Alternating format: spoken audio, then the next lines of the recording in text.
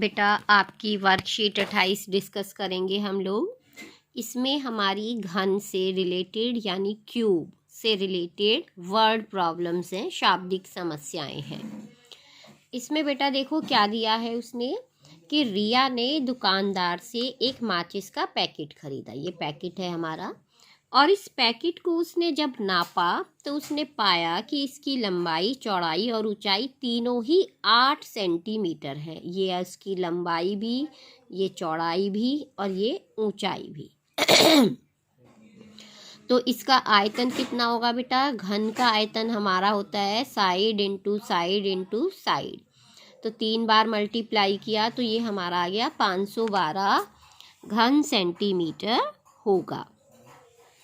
इसके बाद फिर बेटा उसने उसमें से पैकेट में से, यानी अब इसका आयतन कितना आ गया? 512। अब इस पैकेट के अंदर कितने माचिसें होंगी वो आगे इसमें निकाल कर दिखाया है। ठीक है बेटा। तो एक पैकेट, जो एक माचिस है उसकी उसने नापी, तो एक पैकेट की जो लंबाई है उसने क्या कहा? माचिस की जितनी ऊंचाई है उससे दुगनी चौड़ाई है, और जितनी उसकी ऊंचाई से 4 गुनी जो है वो लंबाई है। तो इस तरह से माचिस की लंबाई, चौड़ाई, ऊंचाई हो गई। तो हमें उसकी निकालनी है कि कितनी उसमें माचिसें हैं। अब देखो माचिस के पैकेट का आयतन कितना होगा? 8 इंटू 8 इंटू 8। अब एक माचिस का आयतन कितना है हमारा? अब क्योंकि उसमें 8 माचिस हैं तो हमने उसे 8 से भाग कर दिया, तो हो गया 64 सेंटीमीटर क्यूब।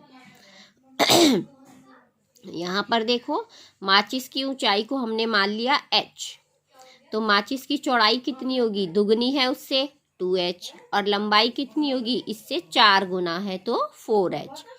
तो इस तरह से ये हमने सब करके अगर निकाला तो हाइट इसकी 2 सेंटीमीटर आई, जो चौड़ाई है हमारी ये 2h, और ये L जो है हमारी 4h है। ये हो गई हमारी 8 सेंटीमीटर। इस तरह से निकाल लिया।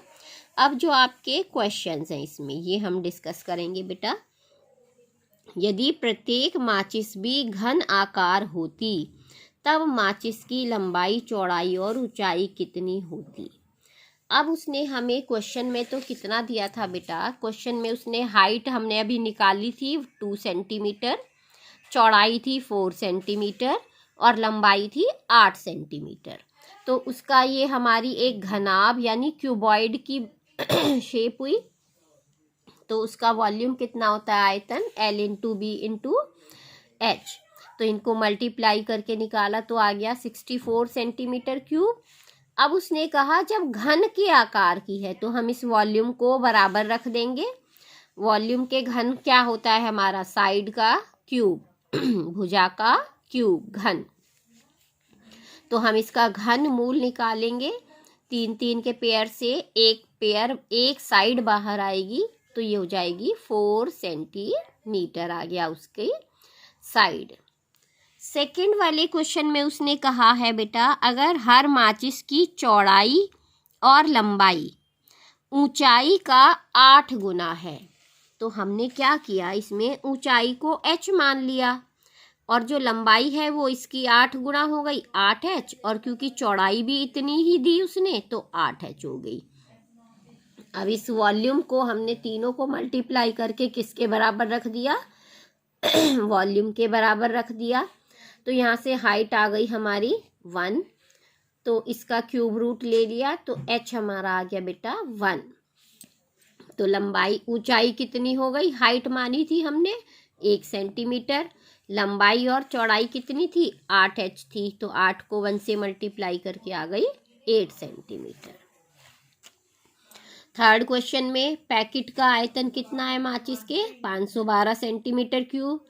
एक माचिस का आयतन कितना होगा? क्योंकि 1 सेंटीमीटर साइड है तो 1 इंटू 1 इंटू 1, तो माचिसों की संख्या क्या हो जाएगी? टोटल पैकेट के वॉल्यूम को एक माचिस के वॉल्यूम से हम भाग कर देंगे, तो ये हमारी आ गई 512 माचिस। फोर्थ वाले सवाल में उसने क्या दिया बेटा? जो माचिस की साइड दे दी वो 2 सेंटीमीटर थी, लंबाई भी, चौड़ाई भी और ऊंचाई भी। तो हम इसमें माचिस के पैकेट के वॉल्यूम को एक माचिस से डिवाइड करेंगे वॉल्यूम से, तो ये हमारी आ गई 64